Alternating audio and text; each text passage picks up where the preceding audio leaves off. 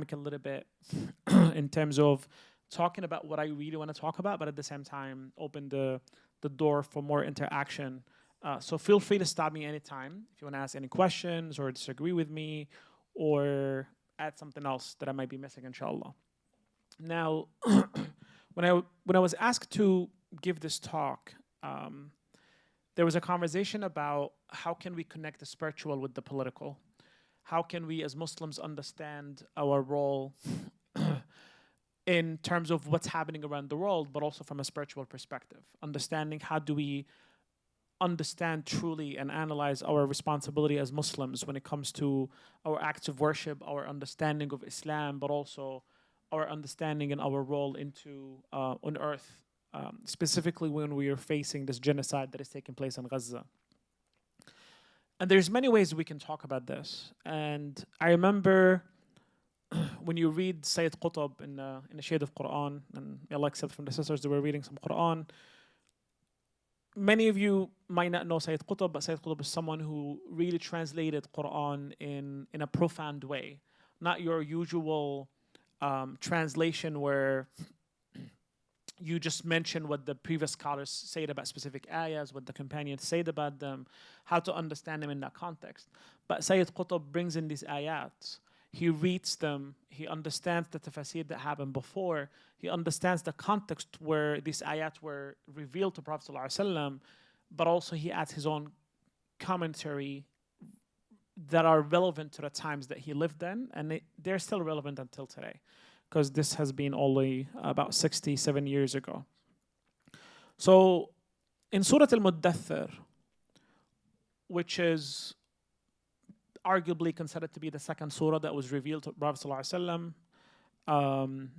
he talked about a speech where the Prophet ﷺ, after he was given the message, when he was told Iqra by Jibreel, he went to his wife, Khadija, and he said, of course, as you know, Dathiruni, Zammiluni, cover me. The Prophet ﷺ was seeking peace, and I'll come back in a second. But later on, during the process, when the Prophet ﷺ was told to Iqra and told to read and told to Qum fa'anzir, and later on we know the story where the Prophet ﷺ would stay all night pray, and his feet would actually bleed from staying up all night praying for Allah subhanahu wa ta'ala. And Sittna Khadija radiallahu anha used to tell him that, why do you pray that long? Allah subhanahu wa ta'ala has already forgiven all of your sin. Like, you're granted Jannah. Like, you're the prophet, you're the last prophet, you're the most honorable prophets of all times. And famously, we know when he said, Ala akunu abdan shakura, that why can I be a good, grateful abd, or a worshipper of Allah subhanahu wa ta'ala. And later, famously, he told her that when they were talking about at that moment when she told him get some sleep, he told her famously that لَقَدْ وَلَّى عَهْدُ النَّوْمِ يَا خَدِيجَةَ, that the time of sleep or the era of sleep has ended. Now, some scholars say that this is not maybe a sahih, it might not be very authentic that he actually said this. But Sayyid Qutb still picked on that and mentioned it in his tafsir because it's really fascinating, the idea behind it and the context behind it. And since it doesn't touch our aqidah, doesn't touch our creed, it doesn't change Islam itself, it's okay to mention it, because even if the Prophet ﷺ did not actually say that quote, it's stilling to all of his actions. It summarizes his actions, it summarizes his history, it summarizes his legacy. So there's nothing harmful in us repeating that and reflecting upon it. This is a context about the title. Now, when it comes to the title, as we know that the first ayah that was revealed to Allah subhanahu to Prophet ﷺ was what? Iqra, or read. But why was, again, I told you this is going to be more interactive, so I'm going to put you on the spot a little bit. Why was it Iqra and nothing else? Okay. Amazing. That's a great point. Another reason. So that's one reason for sure. It's a miracle in itself. And it was a shock to Prophet ﷺ that, like, I don't know how to read. Even though, again, there are some opinions that maybe Prophet ﷺ used to know how to read, and us calling him illiterate was something has to do with about the culture itself and not literacy when it comes to that. But that point still stands. But there's another point, which is in Islam itself, the idea of iqra and the idea of understanding and reading is essential to who we are as Muslims. We're not only supposed to be following without understanding. And for the Prophet ﷺ, a person that he was sent to change all of humanity, for Allah subhanahu wa ta'ala to give him the first action to be read is stilling. Because when you say, I'm going to send you as a messenger from me, what do you expect the first thing for me to ask you to do as my messenger? To spread the message, to do something. But instead, Allah subhanahu wa ta'ala started with what? Read. Meaning that if I'm hiring you to deliver a message for me, do you really need to understand it? You're a messenger. But the idea where Allah subhanahu wa ta'ala emphasized that the first command I'm given the last prophet on earth to read is telling and evident of how important it is for us to understand and grasp and to not just repeat without understanding. And after the Prophet ﷺ was told to read and learn and analyze, and after him realizing his role as the last prophet on earth, after realizing this humongous responsibility that has given to him, and I really want you to take a second and think about it in your brain and kind of imagine it. Imagine you as a human being facing with an angel that has been reportedly have wings that literally can cover the skies. Imagine you being in that position. Imagine the fear that comes in your heart from the moment itself, from the heat of the moment, that what's really happening. But later on, imagine that after that shock that you just had, that you've been told that you are a prophet of a God, a divine God, and you are responsible to change the whole world. And this man is not a man that is the president of the United States of America, someone who has tools and access and power and unlimited access to money and resources. This is an illiterate man that lives in the desert. Now, why is this context important? It's not to undermine the Prophet ﷺ, but to truly show you that the responsibility that was given to this person, to this figure, our Prophet ﷺ, was not something that was simple. Just me coming to you and tell you, hey, can you please do me a favor and deliver this message to even share this online. For him to go through all of this kind of explains why he ran to Sayyidina Khadija and he urged her to cover him, because he was shaking. He was in fear. Not in fear of just the fact that he has seen a creature that the wings of that creature covers the sky, but also realizing the responsibility that was given to him. And this is very essential. And this is why read is important, because Allah subhanahu wa ta'ala didn't just give him didn't just tell him, hey, just follow me and I'll guide you through the way. Like he told him, I want you to be actively understanding the message I'm going to be giving you. The Prophet ﷺ, after this impact, after the shaking that he went through, after the shock that he has witnessed, he went to his wife Khadija and he told her, Dathiruni zammiluni, like cover me, like, give me peace, give me harmony, comfort me. Like this is another message about like importance of harmony between couples, between wife and husband, and why it's important for us to play that role together, and how important that is in the da'wah, how important it is for humanity, that we don't just get married for the sake of just creating families. Of course, that's the most important thing, but we can't do things on our own. Imagine the Prophet ﷺ, the most powerful man on earth, guided by Allah, needed his wife to cover him. That shows you that no matter how strong we get, how much strength we have, we still need that reliance on somebody else to take care of us. Now, after the Prophet ﷺ kind of went to sleep or was trying to get comforted by Khadija radiallahu anha, Jibreel came back to him, and what did he tell him? Ya ayyuha al-muddathir, qum fa'anzir, wa rabbaka fakabbir. Like, all you who are covered, stand up, get up, and warn people. And pray for Allah subhanahu wa ta'ala. It was right away, as soon as the Prophet ﷺ was still processing the shock that he's been through, processing this experience, at that time it felt like it was daydreaming, it was a dream, it was a nightmare, it was something, like imagine someone lives in the desert, doesn't know how to read, doesn't know anything in life except like basics. Out of nowhere sees a creature that covers the universe. And not only that, is told he's going to be leading the world. Now, after all of that, still processing, Jibreel comes to him and tells him, get up. Like, what are you doing? Get up. It's time to get up and warn people. And this is, if anything, is emphasis on the idea that it's not that we need to read only and understand in Islam and worship and do active worship and go to halaqat and listen to this and come every week, go to your favorite speaker and attend their lectures and listen to all the mashayikh on YouTube. That's not what Islam is about. Even though you're being shocked, still you need to get up and warn. And what's really imperative here to understand is that the Prophet ﷺ was told to get up and warn before he even get the whole message, right? The message was not clear yet. And we hear this all the time. Should I go to protest or should I work on my deen first? This dichotomy that we create for ourselves to run away from responsibilities. Do both.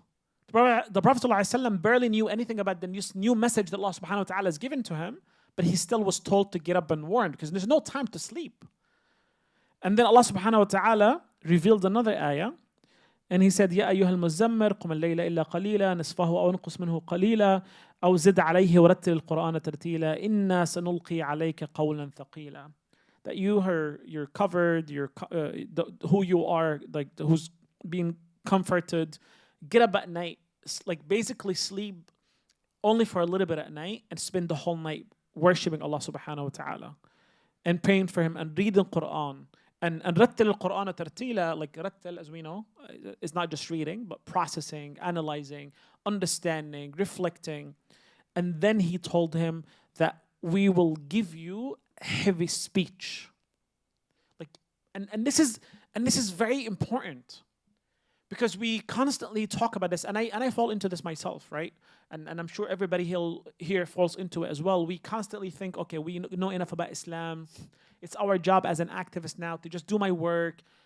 But then we forget the spirituality that we need to take care of ourselves. And this spirituality is not a privilege. It's not a luxury. And I gave many talks about this before, and I don't want to repeat the cycle again. But there's a reason why Allah subhanahu wa ta'ala commanded the Prophet ﷺ to spend all night worshipping Him and praying for Him and reading the Quran. Meaning, what's the goal of standing up all night praying and reading the Quran? Besides pleasing Allah subhanahu wa ta'ala, what's the point of it? What is it? Increase iman, absolutely. What else? What? Discipline. Absolutely. That's the word I was looking for. Discipline. Meaning that in order for you to receive that heavy speech, to receive that heavy message, you have to have discipline. You have to have discipline for what? Why did the Prophet ﷺ and us as Muslims need to have discipline? Absolutely. And then what else? So that's the first part. What's the second part? Spread the message. If we as Muslims, or we as activists, wouldn't have the discipline to worship Allah subhanahu wa ta'ala, how can we have discipline to fight for His sake? How can we have, if we don't have discipline, how can you go around and be consistent about spreading the message? If I'm telling you, I'm like as Raja, I have issues with I have an issue with discipline. I really do. Like, and this is something that my wife is into psychology, and she always tells me, you always catch up yourself because you're a little bit smart, so you don't work too hard, but you eventually get it going. Like when I used to be in college, I used to do my papers literally start doing it at 5 a.m. before it's due. And my exam, same thing. It's the worst thing to do, by the way. And I learned this the hard way, that when I was young, I was always told that you're smart, you're smart.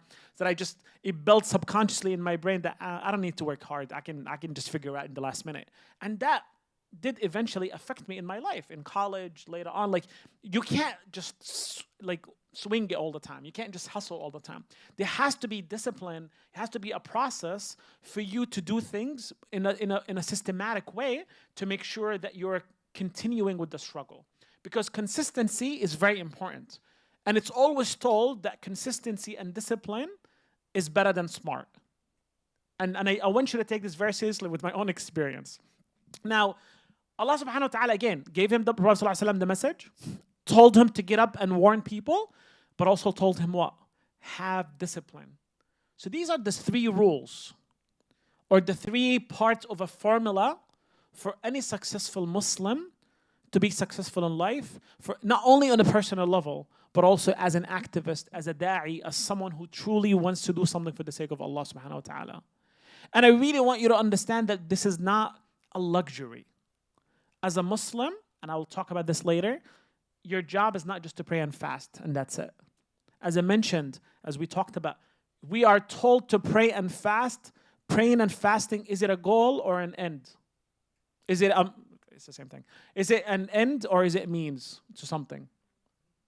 Means. Anybody think it's a goal in itself or an end to something? It's okay, I'm not shaming anybody. Good, I like that. What is it? It's a goal, it's both?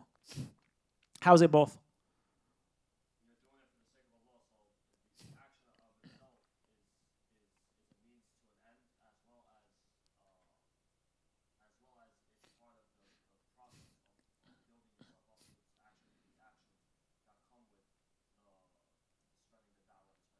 But everything you just said right now, it means it's a means to something. I'm willing to listen. But yes, anytime Allah subhanahu wa ta'ala talks about active worship in the Quran, what did he say? لَعَلَّكُمْ تَتَّقُونَ, right? After salah, after siyam, meaning that you don't just pray and fast for the sake of it. You do it so you might reach taqwa. There's a goal for it.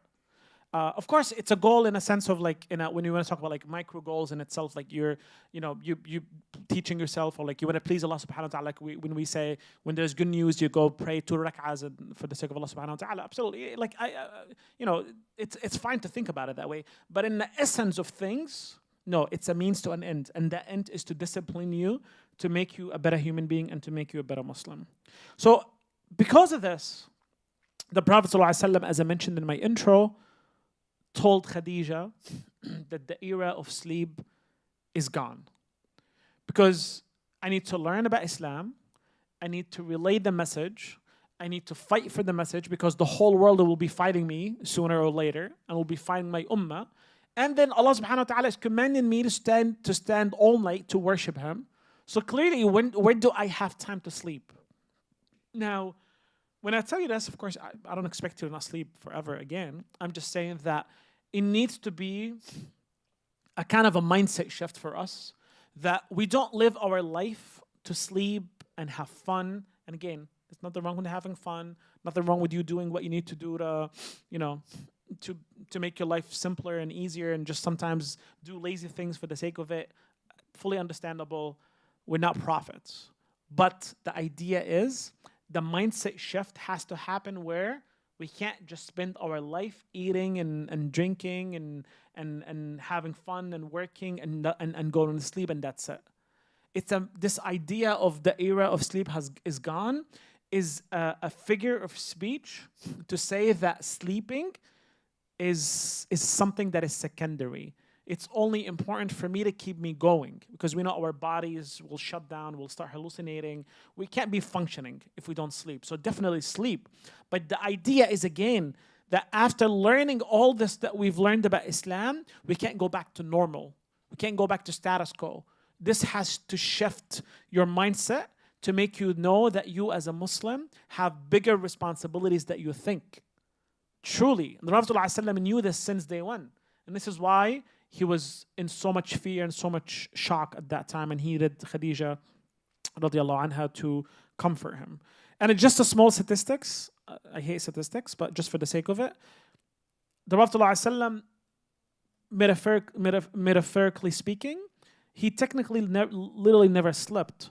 He was, after that, he spent 8 years in jihad with 80 battles. Technically battle every single month. So this is a prophet that spreads the message, teaches people, he's fighting, he's committing involved in jihad, involved in protecting people, spreading justice, spreading light, but yet he still stays up all night and he prays for Allah subhanahu wa ta'ala. And this is why when Khadija told him, like, he felt bad for him, so his feet bleeding, as I mentioned in my intro, he responded and said, "Ala akunu abdan shakura." Why can't I just be a grateful slave to Allah subhanahu wa ta'ala, or a grateful worshipper for Allah subhanahu wa ta'ala? So this is important. Now, but this had an impact and influence on the companions themselves too. And I think we always talk about the Prophet ﷺ as a romanticized human being. He's a prophet at the end of the day. We get it. He's different than us. He has more capabilities than us. Allah subhanahu wa ta'ala has blessed him with more discipline and strength than all of us, more emotional intelligence, more knowledge, more everything. We know that. But the companions themselves are, of course, they're better than us. They're, as we know in Islam, they're udul. Like the Sahaba means they're people who don't commit major sins. And that's what adala is of the companions. It's not perfection like the prophets, but close enough. Now, the companions themselves were also influenced by that. As Allah subhanahu wa ta'ala says, وَالَّذِينَ يَبِيتُونَ لِرَبِّهِمْ سُجَّدًا وَقِيَامًا, meaning that those who were literally spend the night just prostrating and sleep and praying to Allah subhanahu wa ta'ala all night. In standing and standing all night for Allah subhanahu wa ta'ala. And it was narrated that Abu Bakr radiallahu anhu mentioned one time that he never had a dream or a daydream. How many of you never had a dream or a daydream? It's impossible. The reason for that is if you know the cycles of sleep, right? If you know the cycles of sleep, after 45 minutes, the cycle of sleep is 45 minutes. You have to get deep into sleeping, slowly get deep. And this is why people who wake up in the morning sometimes wake up very angry, because you wake up in the middle of your cycle, and that's the worst. But if you complete your cycle of sleep, you wake up in a very good mood. You sleep only if you get in the deep cycle of your sleep. Abu Bakr radiallahu anh never ever went into deep sleep, whether in the daytime or nighttime. And this is why he never dreamt after that.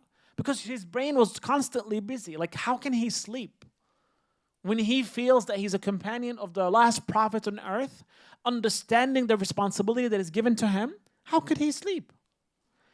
Umar ibn al-Khattab radiallahu anh, when he was asked about his sleeping habits, he responded and he said, how can a person or someone like me actually sleep? If I sleep in the daytime, then I transgress against the people I'm responsible for as the Khalifa. He's responsible for people. He feels the responsibility that he can't sleep in the daytime, because if he does, then he's not fulfilling his responsibility. If I sleep at night, then I transgress against my Creator, because in the daytime I'm busy with the people to help them out, and at night I need to take care of myself spiritually and to please Allah subhanahu wa ta'ala. So how can someone like me sleep? So the idea of sleep is, again, when I highlighted it, is because it's essential in the times of the companions, in the times of the Prophet ﷺ, in terms of them understanding this. And finally, Khalid ibn al-Walid, and we know Khalid ibn al-Walid was one of the greatest companions when it comes to what? Battles. He was the most inspiring general on earth, not just by Muslims, by the way. It was known by him, it was narrated about him, that he used to not allow anybody to sleep, either his enemies or his own soldiers. His enemies by constantly fighting them and not making them feel comfortable. His soldiers by not allowing them to sleep without what? Constantly doing adhkar, doing salah at night, taking shifts, constantly doing something. Because he knows, like, we ain't about that life about sleeping. We have, like, a decade or 2 decades of our life, need to give it to Islam. I don't have time to sleep. It's like when you're in college in 4 years. How many of you in college? Few? Okay, not too many. Like, when you're in college, you don't sleep that much. You're constantly busy with your studying, with your hanging out with your friends, with your SJPs and MSAs. You sleep a few hours a day, you're happy, you're good. You're running coffee, literally. Because you understand that life in college is, these 4 years are the most important 4 years of your life, and you don't want to waste them sleeping.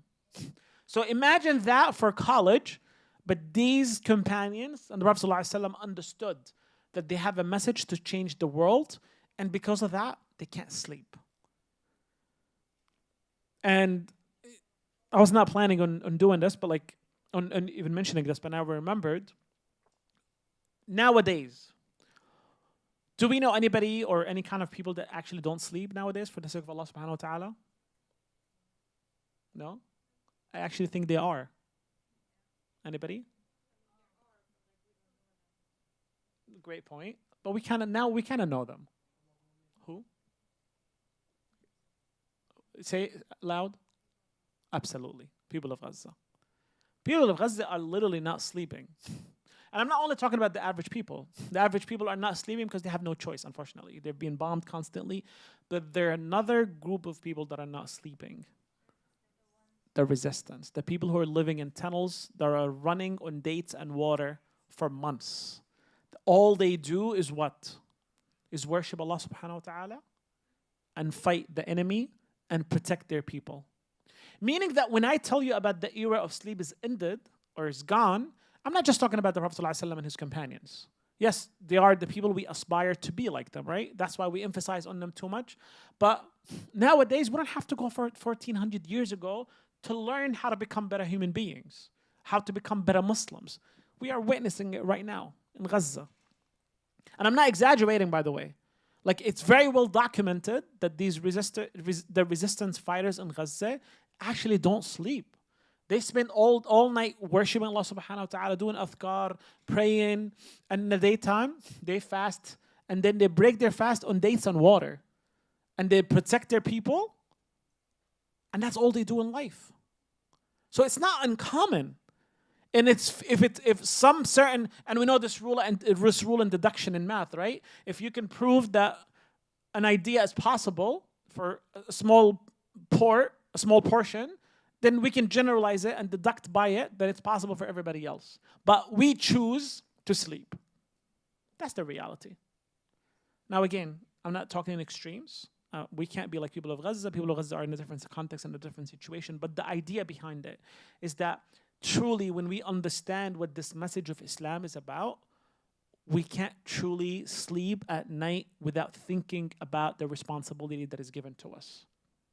That's my message behind us. Speaking of Gaza and speaking of this oppression, the reason why Allah subhanahu the Prophet ﷺ didn't think about sleep much or was so busy, and at the moment when he received the message, he was extremely shocked. He was extremely afraid because of the ramification of this message and because of the weight of this message. Him understanding how powerful this message is, he understood his responsibility. Nowadays, when we think about Gaza as that we are living in genocide, and by the way, and this sounds a little bit ironic and dystopian, but when you are living through a genocide, you can actually appreciate Islam and appreciate our spirituality more, right? Because if you think about it, and I go this struggle all the time, how can you live in life knowing that this amount of cruelty, this amount of oppression is, like when you read about the Holocaust, for example, like how they threw millions of people and burned them alive. When you read about what Europeans did in Africa, specifically in the Congo, the king of Belgium, like literally killing millions of people of Congo. Like when you think about it, it was like, what kind of human beings are those?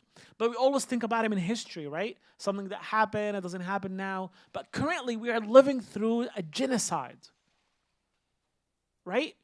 How can you say that you are capable of going to sleep without actually thinking about them and without thinking about the responsibility of us as Muslims to actually stopping that genocide?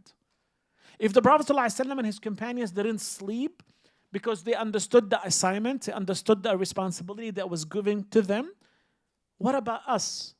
Why can't we understand our responsibility and the assignment that is given to us to stay awake? And again, it's a metaphor that don't sleep, meaning that to have to think about these things and understand your responsibility as a Muslim. And I want to say that Allah subhanahu wa ta'ala, when he talked about us, when we talk about cause and effect, He says, كنتم خير أمة أخرجت للناس تأمرون بالمعروف وتنهون عن المنكر وتؤمنون بالله. That you are the best of nations, or the best of people that were sent to other people. Now, Allah subhanahu wa ta'ala did not end the ayah there. He made a condition. Meaning, if I tell you, you're the best, you're the best messenger because you always deliver on time. So you're not the best messenger just for being you, because of something that you do, something that you're good at. And Allah subhanahu wa ta'ala is telling us that we are the best of nations when we enjoin what is good and forbid what is evil. He didn't say that you're the best of nations because you pray and fast. He didn't say you're the best of nations because you're herbs and daisies and I don't know what. You're the best of people because you enjoin what is good and forbid what is bad. Meaning that if you don't enjoin what is good and forbid what is evil, are you still the best of nations? Absolutely not. So it's not an ethnicity, it's a responsibility that is given to us, that was given to Prophet ﷺ, and we have to take it in the strongest way possible. I want to leave some time for maybe Q&A, but before I do that, I want to emphasize on something important. When we are talking about understanding our responsibility as Muslims in terms of what we need to do in this life, which is worshipping Allah subhanahu wa ta'ala, ending oppression, and spreading justice. If you think about it, I would like you to think like this. The Muslims had civilizations for hundreds of years, right? The Khilafah, the Abbasi, the Ottomans, the Fatimiyin, hundreds of Khilafah, hundreds of civilizations. Did the Muslims ever build anything like the pyramids? Or the Great Wall in China? Or like the Rome, what is it called? The Colosseum in Rome? Did we build any of that? Do we have any history of it? Why? How can Muslims take over the world? Because literally Muslims took over the world. We know that, right? Right? How can we prove that we as Muslims had the greatest civilization ever, but we don't have anything to show for it? Anybody has an answer to that? What is it that we built? Mosques, okay. What else? The Ummah, sure. I heard somebody. Minds, okay. People of knowledge, sure. All those are great answers, yes.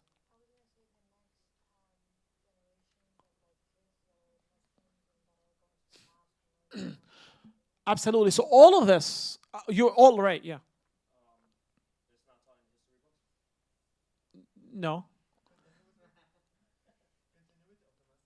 Sure. All of this is correct, but I want there's a word that describes it. Not just a word, yeah. Go.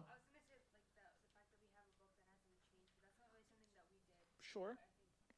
But that's all part of something. We built, okay. So what? A what? Nation, okay. Okay, so everything I mentioned, the Colosseum in Rome, the pyramids, the Great Wall, what are those? Landmarks, things. Who built them? What kind of people? Those are the one who engineered it. Who actually built them? Slaves, oppressed people. So all of these great civilizations built great things by using what? When you have slaves, that means what kind of society did you have? Oppressed society, oppressed civilization. Muslims never built that, and they built something else instead. What is it? They built a moral system. They built an ethical message that is meant to survive things and materialism. And this is why everything you mentioned about building mosque and the continuation of the message, all of that is important. And this is how you build a moral compass. So we built a moral compass. And this is why all of these civilizations and all these ideas collapsed. Give me one continued message that is over 1,000 years that is still strong until today. Christianity is destroyed. Judaism has turned into an ethnicity.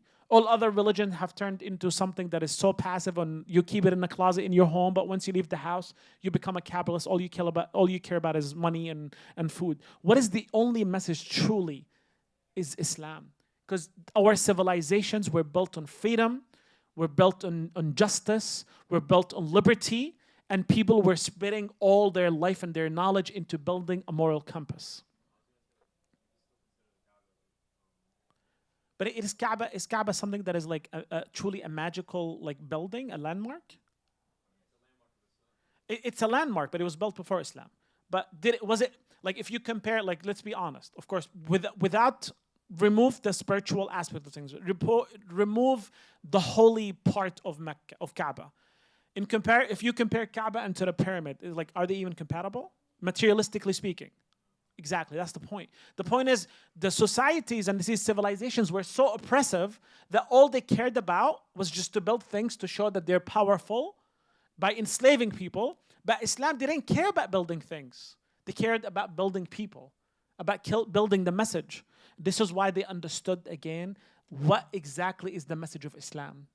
And this is why, by the way, I don't want to go off tangent too much, but this is why the Khulafa al-Rashidun, the first Khulafa, four Khulafa, right? In comparison to the Khulafa al-Rashidun and Khulafa al-Umayyun, who built more civilizations and who spread Islam more? No? The Umayyads. The first Khulafa al-Rashidun, who are the most important Khulafa? The first ones. In comparison to what they accomplished materialistically, was way less than the Khulafa that came after them. But why do we in Islam appreciate the first ones more than the ones after? Because they focus so much on building that moral compass that allowed the younger generation to build on it. And this is why that generation is very important. I want to end by saying this, and then we can leave it, inshallah, for a question and answer. Is the story of Sayyidina Yunus. Sayyidina Yunus, most of us know the story. He was spreading the message for a long time. He gave up. And he wanted to escape, right? What happened to him when he was trying to escape? A whale ate him. But how did he end up being in a whale? Anybody knows? He got on a boat. How did the whale eat him? Swallow him, not eat him. He didn't jump. Or you know what? He was jump, but why did he jump? You close. Yeah. Absolutely. Why? Okay. I'll tell you why for the sake of time. Sayyidina Yunus, I want you to think about this. You know, when we talk about like our role as Muslims, not to stay just to pray and fast and that's it. And if you do that, a lot of people tell you, oh, just take care of your salah, take care of your family, and live your life. Sayyidina Yunus tried to do that. He tried, he gave up. He realized that after years of trying to spread the message, people didn't believe in him. He was so upset. He was fed up. He said, you know what, I'm going to escape with my life, escape with my religion, and just go worship Allah subhanahu wa ta'ala far away from here. What ended up happening to him? When he went, while he's escaping on a boat, it was a bad weather, and people in the boat, because they have their own religions, thinking that the god of the sea was upset with them. And in order to please the god of the sea, they had to do what? They had to sacrifice someone. And guess who they chose to sacrifice? Sayyidina Yunus. So the message here is that even when Sayyidina Yunus tried to run with his life, oppression on earth didn't allow him to. That even, like, this is a message to you, that even if you stay in your own home, thieves will still come to you. Even if you stay and live your life and you send your children to public school, they will still be taught things that should not be taught. Meaning that we cannot leave oppression running the earth and do nothing about it. Eventually, when he was in the whale, he also had two options. Either him being completely living in a whale, isolated, and accept that life will be full of oppression, or go back and recommit to his message, to what? To convince people to follow the message and end oppression on earth. Eventually, he followed the last option, which is saying that even if I want to escape with my religion and just live my life, they will not allow me to do so. I have to go back and end oppression. And that's the message of Islam. And that's why the Prophet ﷺ understood when he was given the message that this message is heavy, because there is no turning around. There is no time to sleep. Even if I accept that I'm just going to worship Allah subhanahu wa ta'ala, they will not leave us alone. Did we invite Europeans to colonize our countries? Or did they come by themselves? They came by themselves. They came and invaded our countries, killed millions of people. Did we invite Zionists and Israelis to go to Gaza and Palestine? They didn't by themselves, and they're killing our people. Meaning that we as Muslims have no choice but to stand up, have no choice but to be proud of our Islam, and to understand that the message of Islam is, as I mentioned early in the beginning, understand the message of Islam completely. Number two, after analyzing it, to actually act upon it. And in order for us to be able to act upon it, we need what? Discipline. And the way we build discipline is through acts of worship, through standing up at night and reading the Quran and praying for Allah subhanahu wa ta'ala to give you that discipline. And then you are ready to be a follower of the Prophet ﷺ and the follower of his companions, to be able to spread the message of Islam and to end injustice and oppression on this earth, and inshallah spread justice until the end of life. أقول قولي هذا وأستغفر الله لي ولكم جزاكم الله خير. I'm happy to, I'm not sure what time is Salah, but okay, we have about like 20 minutes. Either you can let me go home, or you can just ask me questions or say anything. As I mentioned, we'll do more interaction, more interactive. I wanted to go a little bit longer, but since we are a smaller group, we'll create more conversation. So feel free to ask questions or add comments or disagree with me as you tried but failed. But if you want to try again, you can. Just give me a stronger argument. Yes.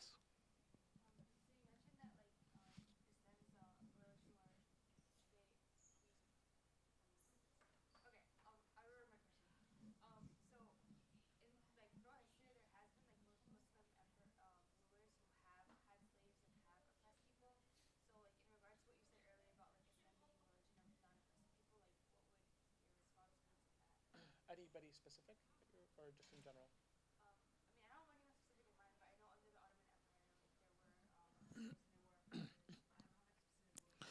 No, that's a great question. The question, for those who didn't hear, I talked about like in Muslim civilization, Muslim khilafah, and Muslim ummas, we didn't have slaves and we didn't have oppression. But the sister mentioned that some oppression happened. And the answer to you is absolutely right. Oppression did happen. But if you look at the grand scheme of things, if you look at all the Muslim civilization and all the Muslim khilafat, in general, there has not been oppression that is compatible, even remotely compatible, to the oppression to other empires. Meaning that Islam in itself teaches us, right, the rule of the majority versus the minority, the extreme minority in this case. Islam in itself gives us a framework for how a khilafah, how an ummah should be. Now, if some of these khulafa, like we know this, like some of the Umayyin khulafa, some of them were corrupt, some of the Abbasiyin, they were corrupt, some of the Ottomans too. But those are the exception to the rule and not the rule themselves. Versus, if you look at every single other civilization around the world, name me one that was fair or was just. The Byzantine, the Romans, the American Empire, the British Empire, the French, they killed millions of people. Muslims didn't kill anybody. Now, by anybody, of course, I don't mean literally anybody. When there was wars, when people were standing up against Islam and trying to fight Islam and stop them from spreading justice, there were wars. But did Muslims ever go into a country and start committing massacres and genocide? This never happened, ever. As a matter of fact, this is known historically speaking that Muslim leaders were the minority in the non-Muslim nations. Like when they started in Egypt, a lot of them were still Christians. They never forced them to change their religion. And we know the famous story of the son of Umar ibn al-As. He was in a race with a Christian guy, and the Christian guy beat him in the race. Then the son of Umar ibn al-As like slapped him or something. And then him and his son, the Christian guys, went to Umar ibn al-Khattab and complained about him. And then Umar called Amr ibn al-As and his son, and he asked the Christian guy to slap Umar ibn al-As and his son. And Amr ibn al-As told Umar, like, how is this my problem? My son did it, not me. He told them he did it because of your authority.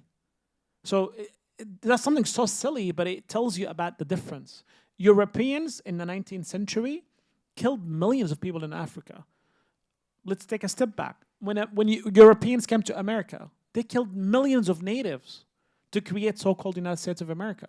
So there's no comparison. Oppression exists everywhere, but it's not the rule of Islam or Muslim history for oppression to be the common denominator. It's the exception to the rule. And let's not forget, at the end of the Ottoman Empire, when they were collapsing, they came up with the concept of centralization of power. And Islamically speaking, by the way, this is something different than the rest of other empires. Muslims did not have the concept of centralization in power, meaning there is a Khalifa, but each region have their own Emir, then they manage their own businesses. When the Ottomans were failing and Europe was rising, Ottomans started copying the Europeans, including how to treat certain people in Europe, specifically the minorities and certain people. So yes, it did exist. We can't deny it. We can't say Islamic history is perfect. It's far from it. But if you compare them again, it's not even remotely compatible at all. I hope the answers. Sure.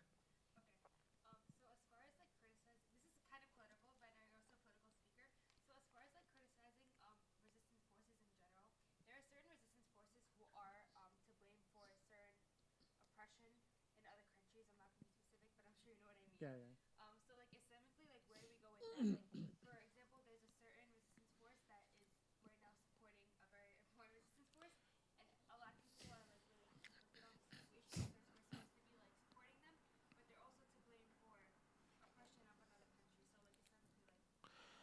One 100%.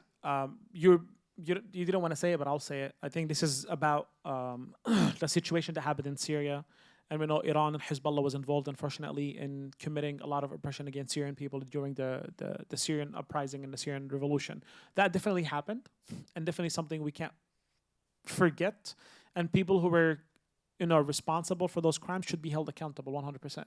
In Islam, we don't support people blindly. Like, for example, the resistance in Gaza today, everybody's standing up with them. Down the line, if they start killing their own people, we stand up against them. Right?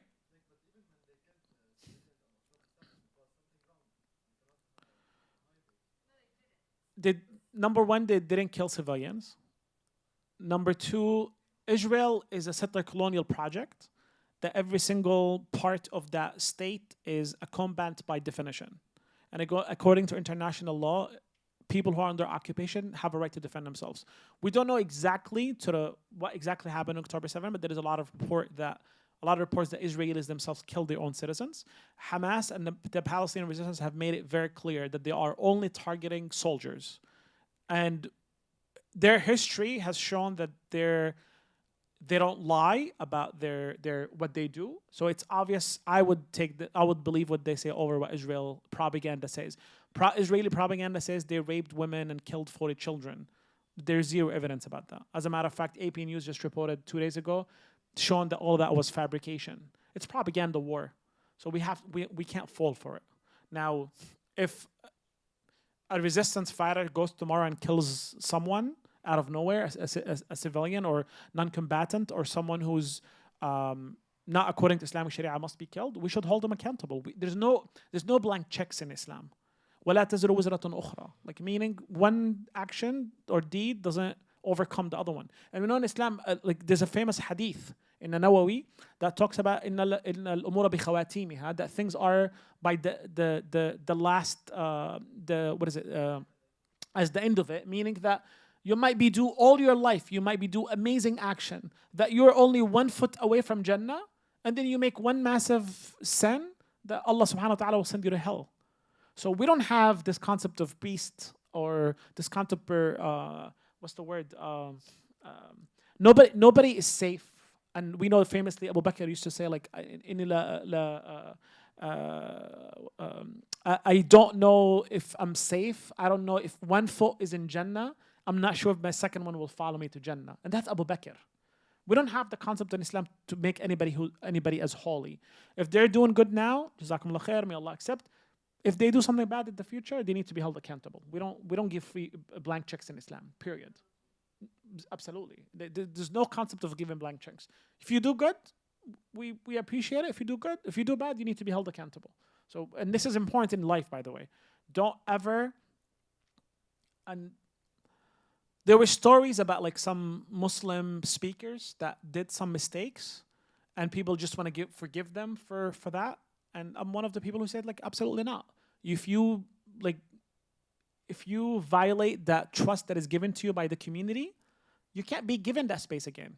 And this is the difference, right? We can forgive them on a personal level, but if you commit such a crime, then no, we need to take a step back. So again, in Islam, there's no blank checks for anybody, period. I can't even say the Prophet ﷺ should be given a blank check because the Prophet ﷺ is perfect. And we can talk about companions, and people have talked about companions and explained some of the things that they've done. Like, for example, Muawiyah, he made a mistake by choosing his son over Hassan al-Hussein. So nobody's perfect. All right, any other questions or comments? Anything else? No? We have 13 minutes.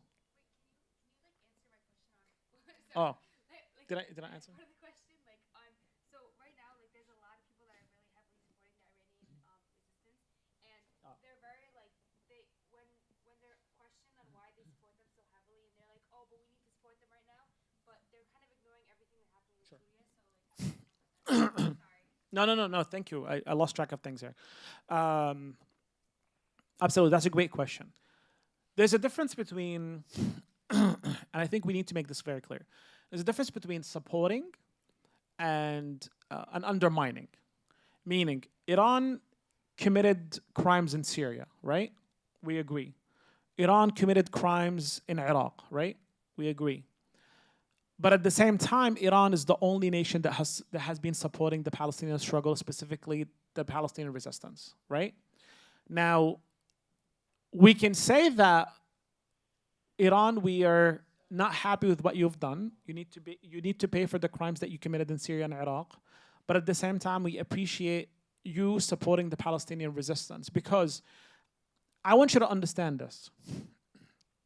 From a political sense, as nation states, and now let's remove the Islamic aspect of things. And I'm not trying to say do this to secularize Islam, but more of the reality on the ground. At the end of the day, Iran is a nation state. It's a country that has its own politics, has its own agenda, has its own geo-interest in the region. If they don't support the Gaza and the resistance will be on their own. And if they are in their own, they will be crushed. Now, who does it serve if we now start undermining and demonizing Iran? Israel and the foreign policy of America. Now, I'm not saying that we need to turn a blind eye, and not just me, but like others. Don't turn a blind eye on Iran and say, you know what, Iran are amazing, we support them all the way. Nobody says that. But people are saying what Iran is doing is appreciated. People are saying also Hezbollah is involved in Lebanon is also appreciated, because they are also lifting a little bit of that cruelty from Gaza. Because a lot of people are saying that if Hezbollah is not involved in the north and busying some of those Israeli army in the north, most of these people will be in the south harassing Gaza even more, killing more people. So, meaning that they made a mistake in the past, they need to be held accountable for it. But for us to right now to go and in the midst of war between the United States of America, Israel and the resistance in Palestine and their supporters, if we go and undermine them, then we're literally helping Israel and the United States of America. Now, once the situation is done and contained, we can go back and say, Iran, you've supported Gaza, you supported people's right for liberation. We ask you to do the same thing in Syria, and we need to ask you that you need to pay, and you held those who are responsible for these crimes accountable. We're not going to forget them. We're not going to forgive it. It's not our, like, we can't forgive, like, the oppression that happened in Syria is significant. And I want to make it clear, as a Palestinian, I don't want to be saved on the expense of other people getting oppressed. It makes no sense. It's not fair. That's not what Islam is about. But we have to be politically savvy and not be naive. And I want to give you something, I'll come to you. I want to give you something very important.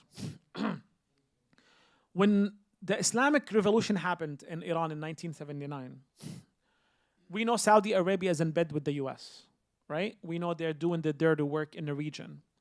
They've done and invoked something so disgusting, which is spreading sectarianism in the region. The Saudi Arabia start publishing articles and books and khutab, Islamic khutab, about the danger of Shia and Sunni Islam, rather than focus on the danger of Israel on Muslims, or American imperialism on Islam, or capitalism on Islam. They were paid. And I mean by paid, I don't mean like the US gave them money, because they don't need the money. They were forced to do it because the US protect the ruling regime in Saudi Arabia. And they said that your job is to create that sectarianism. Why? To demonize the Islamic Revolution in Iran. Because when Islamic Revolution in Iran happened at the beginning, it was very friendly to Sunni Muslims. But the Saudi Arabia played that dirty game of spreading sectarianism and started hearing, I'm sure many of you have heard this, oh, Shi'is are more dangerous than Israel because Israel is our open enemies, but these Shia are from under the table. Like, all this nonsense was done to literally support Israel and the United States of America.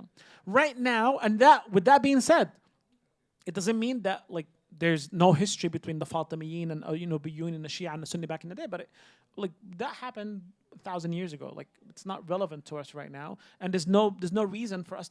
If we as Sunni Islam are worried about people converting from Sunni and Shia, then we have a bigger problem than Iran. That means we don't know how to teach our Islam, and that's our problem, not their problem. Right? So we have to be careful about not being played by people like that. And that happened since the 70s and the 80s and the early 90s. People were talking about Shia Islam as if it's truly worse than Israel and American hegemony and American imperialism. And even though Iran, and by the way, the war that happened between Iraq and Iran, the US invoked that. They're the one who pushed Saddam to go invade Iran after the revolution. So don't believe everything you hear. And sometimes, unfortunately, and this is why when I talked about at the beginning when the Prophet ﷺ was told to read first, not go and spread the message, read, understand. We have to be shrewd. We can't be dumb Muslims who just believe everything they say. Okay, come here. You know what? Yes, Iran made mistakes. Okay? Who's against Iran? America, Saudi Arabia, and Israel. America has been killing. Forget about 1492 when they killed, I don't know how many millions of natives. Some people say 50, 30, 20, whatever, millions of people here. How many millions of people did America kill around the world? Millions. In Vietnam, in Korea, in Iraq, in Afghanistan, around the world. How many people did Israel kill? How much oppression is Saudi regime responsible for? But how many people did Iran kill before the Syrian revolution? Aside from the wars with Iraq, which is something that is different. Like, why would we have a problem with Iran that never done anything to us? As a matter of fact, is supporting the Palestinian resistance today and go and undermine and demonize them, it will only benefit Israel. Now, again, as I mentioned, we don't forget or forgive what they did in Syria and in Iraq, and that's something you need to be held accountable for. I hope that makes sense. We should not be taking life, everything is about, those are good, then this is bad. This is not how life works. Nothing is black and white. And that doesn't mean, by the way, black and white, and we as Muslims, we know what's right and what is wrong. Sometimes, unfortunately, in politics, because this world is such a mess that there are certain things we have to maneuver to survive. And we know, and I don't want to, like, we know the stories in Islam that if you are forced at gunpoint to say something that is against Islam, you're allowed to say it. Because Islam doesn't want you to die for something, something like that. And again, I'm not comparing. I'm not saying we go worship Iran. Iran have their own issues, but I hope that makes sense. Thank you.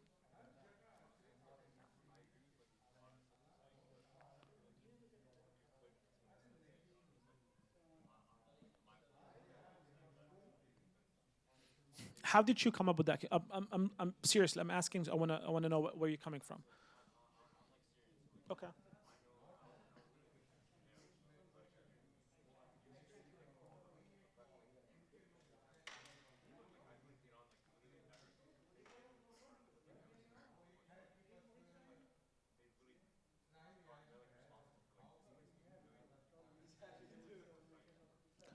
Absolutely, and I'm not, and I think I made myself clear. They need to be held accountable for what they've done. But to argue that Iran is worse than Israel and the U.S.,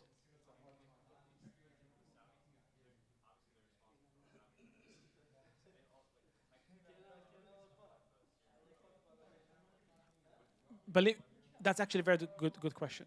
Why did the Saudis support rebels in Syria with weapons?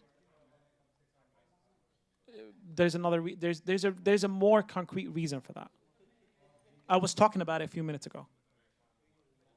Yes, but because Saudi sees Iran as their enemy, not America or Israel. So they were using Syrians to engage in a proxy war with Iran. Not because they care about Syrians. Where are they now about Syrians? Where are they about Palestine and Yemen?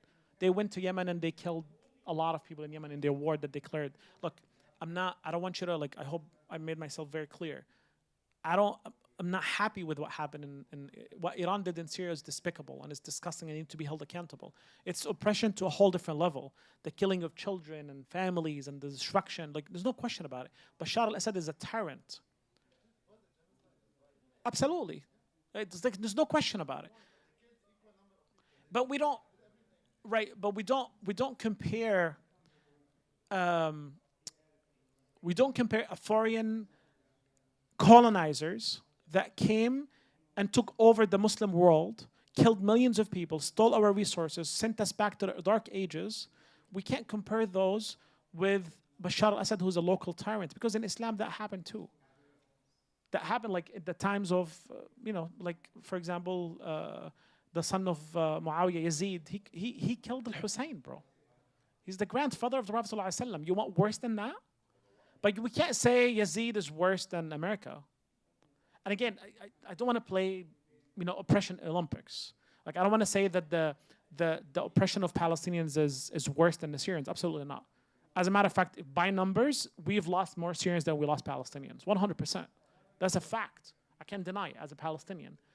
And I'm not trying to say this oppression is worse and worse. That's not my point. My point was in the question of how do we respond to nowadays saying that. And I'm saying from a political sense that we cannot, right this moment, compare Iran with America. We just can't. I hope that makes sense. Okay. Any other thoughts or questions? I don't know how we went from inspiring spiritual talk into talking about politics. No, I love politics. Yeah. Whoa, you're gonna get me in trouble now. Huh? I think today's getting you in trouble. I don't think I'll be invited here again. Saudi Arabia is truly at this moment is playing a role, what is known in political science as the native informant. And as a matter of fact, it's worse than a native informant. Saudi Arabia is literally playing, they are stooges to the West. And they're more dangerous than absolutely. Yes, not only because they're internal enemies, but there's something worse. And again, I want to make a disclaimer. When we talk about Saudi, we're talking about the leading regime. We're not talking about Saudis. So I want to make that very clear. Okay, when we talk about any powers or countries, we're talking about the regime, the elites. Saudi Arabia are trying to change Islam. They want to change Islam from a religion of activism, of mobilization, of ending oppression in Palestine and Syria, into a religion that is about praying and fasting and staying home. Right? Allahu Akbar, Allahu Akbar. Allahu Akbar, Allahu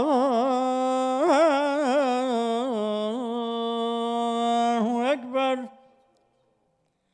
أشهد أن لا إله إلا الله أشهد أن لا إله إلا الله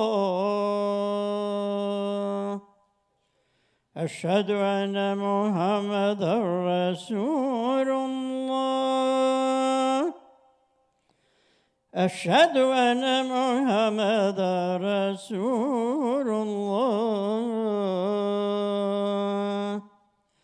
حي على الصلاة حي على الصلاة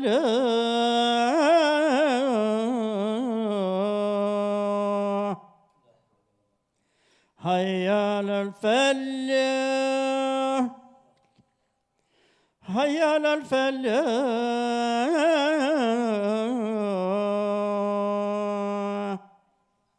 الله أكبر الله